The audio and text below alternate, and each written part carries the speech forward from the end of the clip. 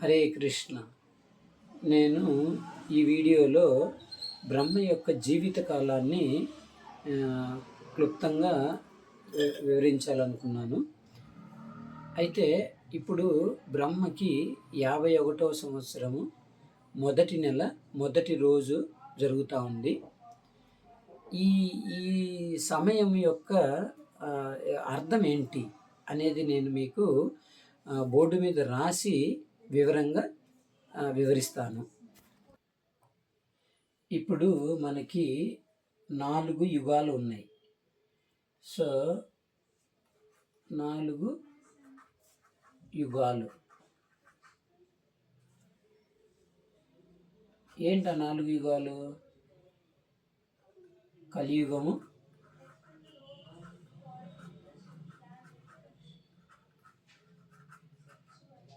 రెండవది ద్వాపర యుగము,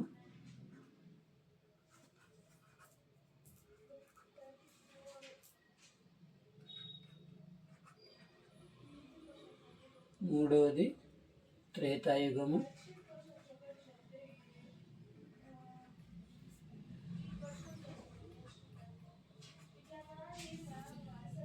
నాలుగవది సత్యయుగము.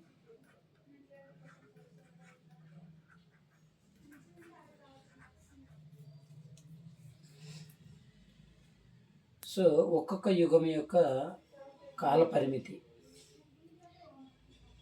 కలియుగం కాల పరిమితి 4,32,000 సంవత్సరాలు. ద్వాపర యుగము 8,64,000 సంవత్సరాలు. త్రేతాయుగము 12,96,000 సంవత్సరాలు. 96,000 సంవత్సరాలు.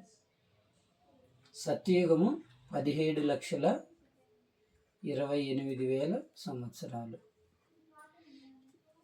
సో ఇది ఎట్లా వస్తుందంటే, కలియుగము, ఈ ద్వాపరయుగము కలియుగానికి ఇంటూ 2 అంటే 4,32,000 ఇంటూ 2, తర్వాత 4,32,000 ఇంటూ 3, 3 సార్లు. సో సత్యయుగం వచ్చి 4,32,000 సంవత్సరాలకు ఇంటూ 4 టైమ్స్, 4 సార్లు. ఈ మొత్తం టోటల్ చేస్తే దీన్ని ఏమంటామంటే ఒక చతుర్యుగము అంటారు. ఈ 4 కలిపితే సో దీన్ని ఏమంటాము?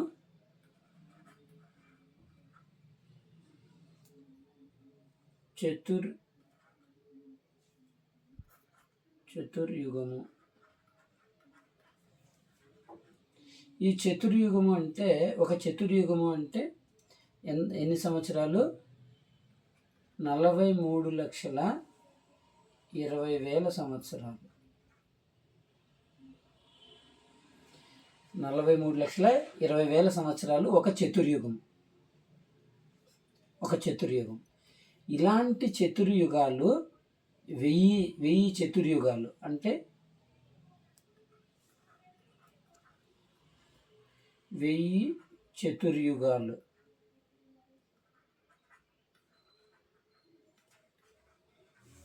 1000 చతుర్యుగాలు గడిస్తే ఎంత అవుతుంది?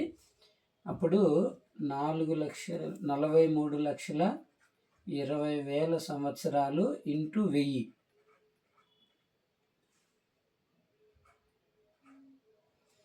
అప్పుడు ఎంత అవుతుంది? ఇది 432 కోట్ల సంవత్సరాలు. 432 కోట్ల సంవత్సరాలు.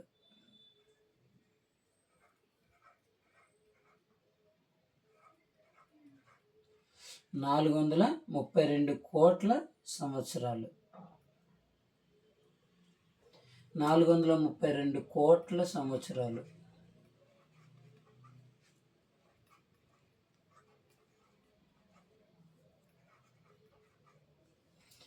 దీన్ని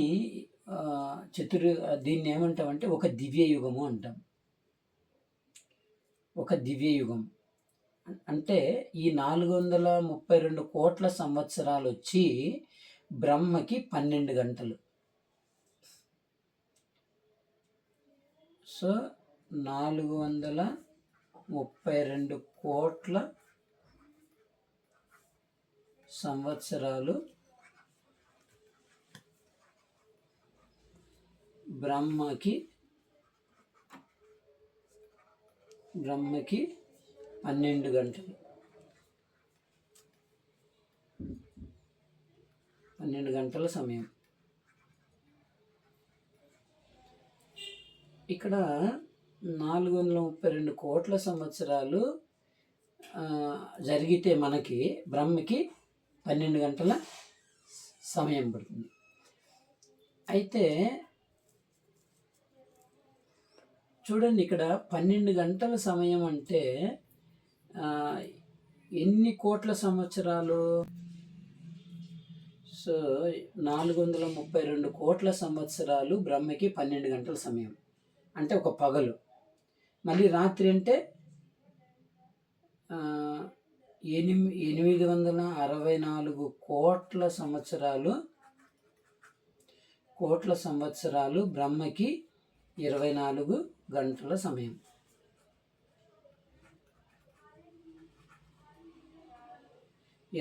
గంటల సమయం అంటే ఒక రోజు.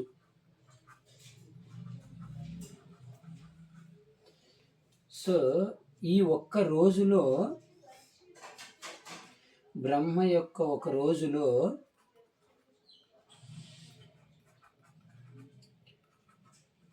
ఒక రోజులో 14 మంది మనువులు ఉంటారు.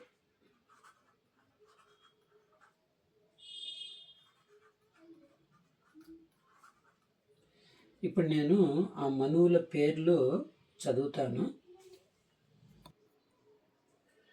సో ఇక్కడ ఈ బ్రహ్మ యొక్క 12 గంటల సమయంలో 14 మంది మనువులు ఉంటారు అనుకున్నాం కదా. ఈ 14 మంది మనువుల యొక్క పేర్లు నేను చదువుతాను, మీరు ఒకసారి అబ్జర్వ్ చేయండి.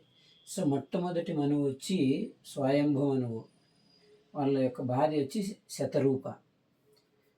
సో అట్లే రెండవ మనువు వచ్చి స్వరోషిష, మూడవ మనువు ఉత్తమ, నాలుగవ మనువు తామస లేదా తాపస, ఐదవ మనువు రైవత, ఆరవ మనువు చక్షుష, ఏడవ మనువు వైవస్వత మనువు. ఇప్పుడు మనం ఉన్నది వైవస్వత మనువే, వైవస్వత మనువు కాలం. సో 8వ మనువు వచ్చి శావర్ణి, 9వ మనువు దక్ష శావర్ణి, 10 బ్రహ్మ శావర్ణి, 11 ధర్మ సావర్ణి, 12 రుద్ర సావర్ణి, 13 దేవ సావర్ణి, 14 ఇంద్ర సావర్ణి. సో ఈ 14 మంది మనువులు బ్రహ్మ యొక్క 12 గంటల సమయంలో వీళ్ళు పరిపాలిస్తారన్నమాట. అయితే ఇప్పుడు నేను ఒక్కొక్క మనువు యొక్క సమయం ఎంత ఉంటుంది, వాళ్ళు ఎంతసేపు పరిపాలిస్తారన్నది నేను మీకు ఇప్పుడు చెప్తాను. బ్రహ్మకి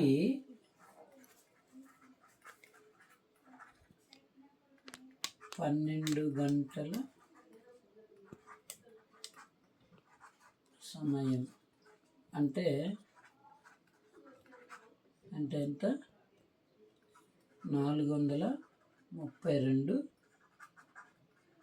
కోట్ల సంవత్సరాలు.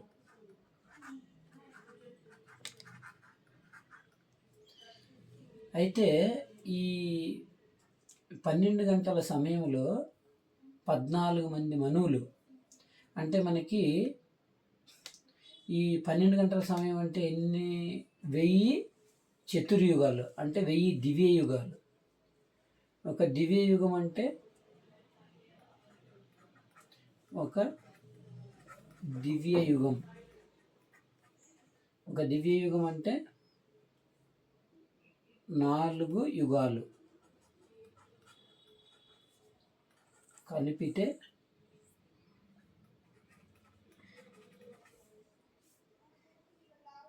4 యుగాలు కలిపితే ఒక దివ్య యుగం. ఇలాంటి దివ్య యుగాలు ఎన్ని జరగాలి? 1000 దివ్య యుగాలు.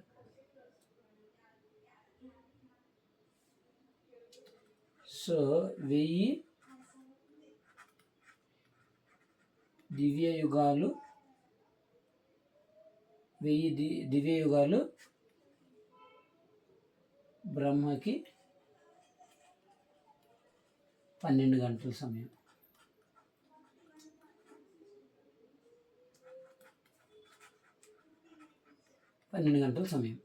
అంటే ఇక్కడ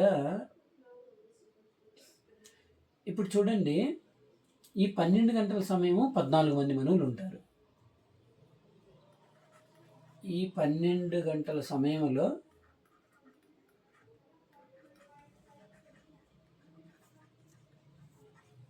ఎంతమంది మనువులు ఉంటారు? 14 మంది మనువులు ఉంటారు.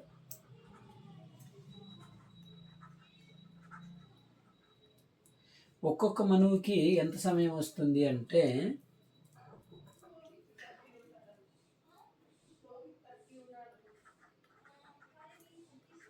ఒక్కొక్క మనువు యొక్క సమయం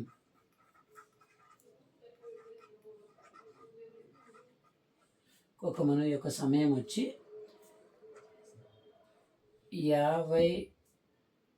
51.5 నిమిషాలు.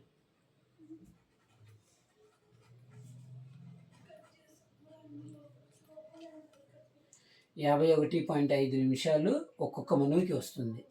అంటే 51.5 నిమిషాలు అంటే అర్థం ఏంటంటే ఇక్కడ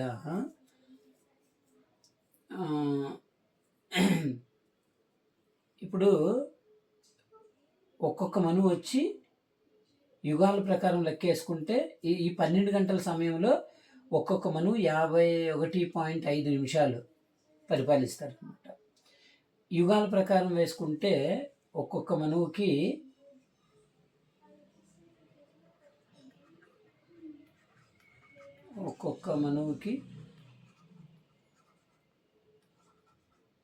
ఎన్ని వస్తాయి? 71.5 దివ్య యుగాలు.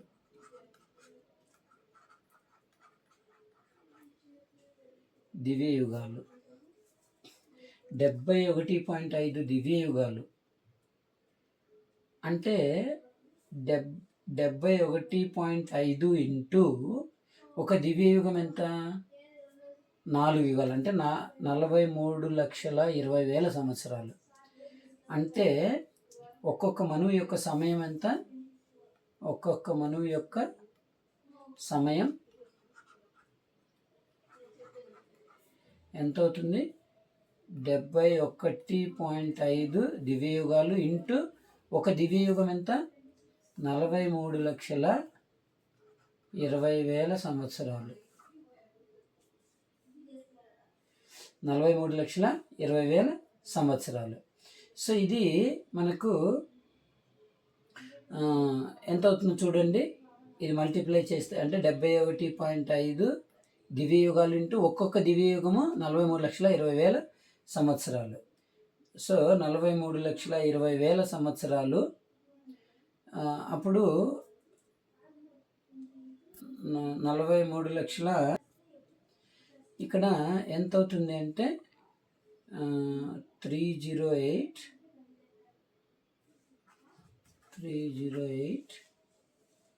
880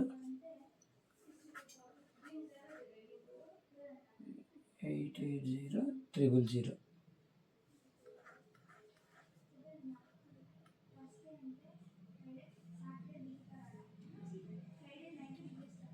సో ఇన్ని సంవత్సరాలు మన సంవత్సరాలు అంటే దాదాపుగా కోట్లలోనే అనమాట.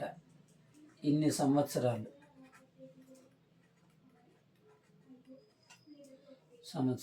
సో అంటే ఇక్కడ ఒకటి తీసేస్తే 0.0 తీసేస్తే ఇక్కడ పాయింట్ కదా ఉండేది, ఒక 0 వెళ్ళిపోతుంది, ఇంకా 3 జీరోలు ఉంటాయి అన్నమాట. సో ఈ 0 తీసేయచ్చు. సి ఇన్ని సంవత్సరాలు ఒక మనువు, ఇట్లా 14 మంది మనువులు. సో ఆ 14 మంది మనువులు అయిపోతే బ్రహ్మకి 12 గంటల సమయం అవుతుంది. అంటే ఒక పగలు అవుతుంది అన్నమాట. మళ్ళీ రాత్రి ఇట్లా ఉంటుంది. సో దీన్ని బట్టి మనం అర్థం చేసుకోవాలి, మనము ఎన్నిసార్లు మనం పుట్టి మరణిస్తామంటే కొన్ని కోట్ల సంవత్సరాలు, మనము కొన్ని కోట్ల జన్మలు, మనము కొన్ని కోట్ల టైమ్స్ మనం జన్మ తీసుకొని తర్వాత మరణిస్తాం, మళ్ళీ జన్మ తీసుకుంటాం, మళ్ళీ మరణిస్తాం. సో ఇట్లా బ్రహ్మ యొక్క సమయం అనేది ఉంటుంది అనమాట. ఆ మనువుల యొక్క సమయం కూడా ఇలా ఉంటుంది అనమాట. ఇలా ఈ 12 గంటల సమయంలో 14 మంది మనువులు వస్తారనమాట. ఇప్పుడు మనం ఏ మనువు సమయంలో ఉన్నామో వైవస్వత మనువు సమయంలో ఉన్నామన్నమాట. సో ఇది మనము కొంచెం జాగ్రత్తగా అర్థం చేసుకోవాలి. ఇప్పుడు చూడండి, ఒక్కొక్క మనువు సమయం ఎంత, 51.5 నిమిషాలు. అంటే ఇప్పుడు మనకు 12 గంటల సమయం అవ్వాలి కదా. ఇప్పుడు చూడండి, సో బ్రహ్మ 12 గంటల సమయం ఏమవుతుంది చూడండి, 12 గంటలు. సో అవ్వాలంటే ఈ 51.5 నిమిషాలు ఇంటూ ఎంతమంది మనువులు, 14. సో ఎంత అవుతుంది,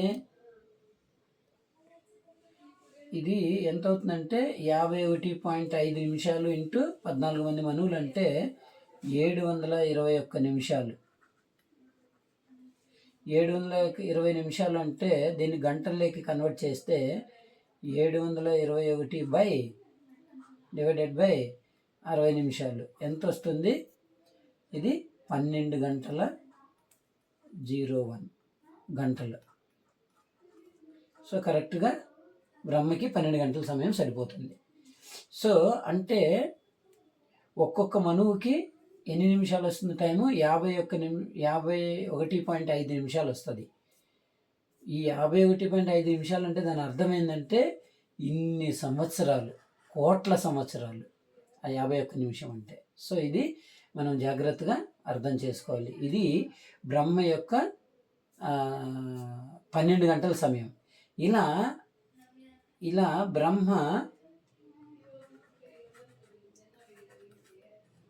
బ్రహ్మ ఎన్ని సంవత్సరాలు బతుకుతారు, బ్రహ్మ 100 సంవత్సరాలు బ్రతుకుతారు.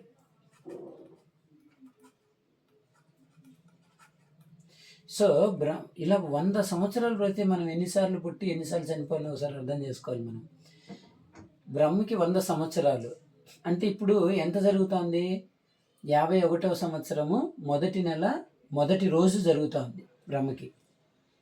అప్పుడు 7వ మనువు, మన సమయంలో 7వ మనువు ఉన్నారు. ఎవరు ఆ మనువు, వైవస్వత మనువు. సో టోటల్గా బ్రహ్మ యొక్క జీవితకాలం ఎంత, 100 సంవత్సరాలు. సో 100 సంవత్సరాలు బ్రహ్మ బ్రతుకుతారు.